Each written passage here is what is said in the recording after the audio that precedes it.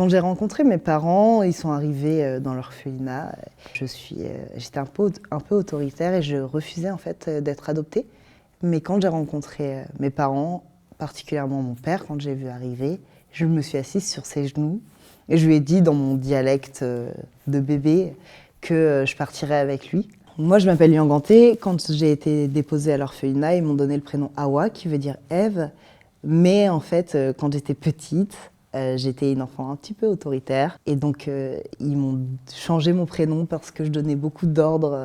Donc, ils ont changé mon prénom pour Yanganté, qui veut dire « tout le monde travaille pour moi ». On peut dire que j'ai un peu choisi ma famille parce que, oui, j'ai rencontré mon frère, on ne s'est plus lâché. J'ai rencontré mes parents et on ne s'est plus lâché.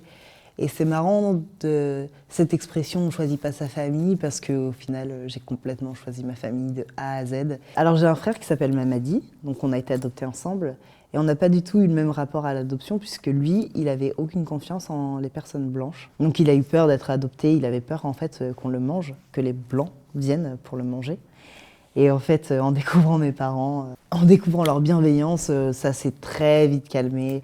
Je pense qu'au bout d'un repas, on était en confiance, on s'est dit que tout allait bien se passer. Mais après, on était des petits-enfants. Avec mon frère, on s'est rencontrés quand moi j'ai été déposée à l'orphelinat. Lui, il y était déjà.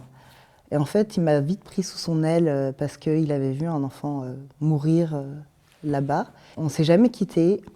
Et au moment où mes parents sont venus et qu'ils ont décidé de m'adopter, l'orphelinat a suggéré à mes parents qu'ils nous adoptent ensemble.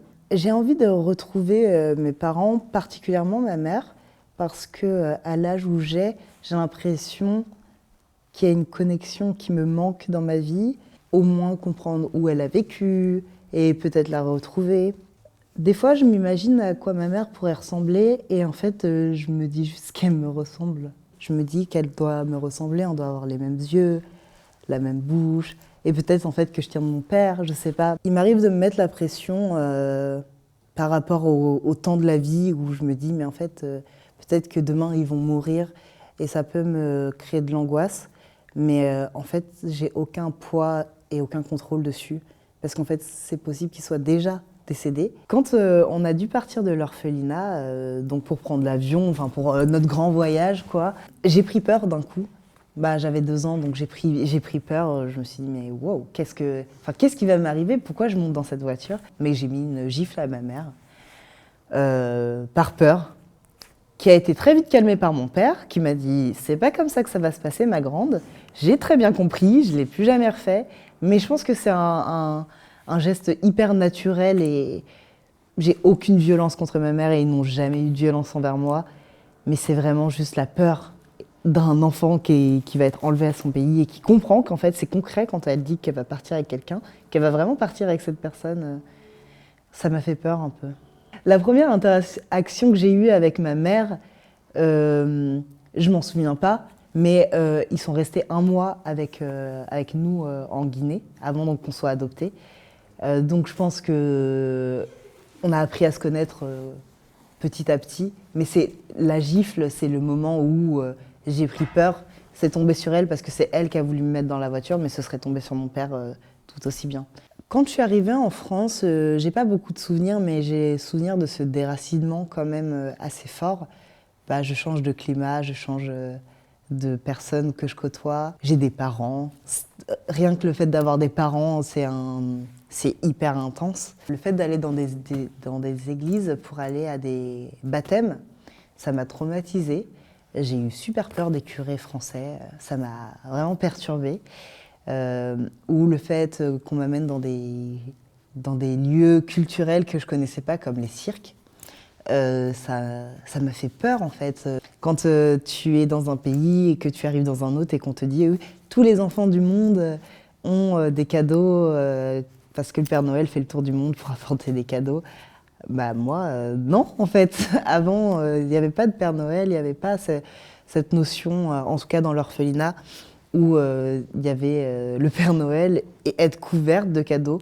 Alors le fait que mes parents soient blancs, ça m'a apporté un certain privilège dans mon enfance. Par exemple, les gens me traitent mieux quand je suis avec mes parents ou des choses comme ça. Mais sinon, les regards, ça nous est arrivé, on nous a souvent pris en photo dans la rue. J'ai des histoires de quand on a voyagé au Portugal avec d'autres amis où il y avait des enfants métis. Et donc ils se demandaient mais à qui sont les enfants finalement. Donc ils ont fait une grande photo de groupe pour se dire mais, quel enfant est à qui. Ça c'était très marrant. Mes parents ils ont décidé d'adopter parce qu'en fait je pense que ça a toujours été un de leurs projets. Enfin, un projet commun. Ils ont toujours été entourés d'enfants. Ils se sont rencontrés quand ils étaient animateurs. Donc, ils ont toujours eu ce projet d'adopter, d'avoir des enfants ensemble. Voilà. Mais ma mère, elle a eu quelques problèmes.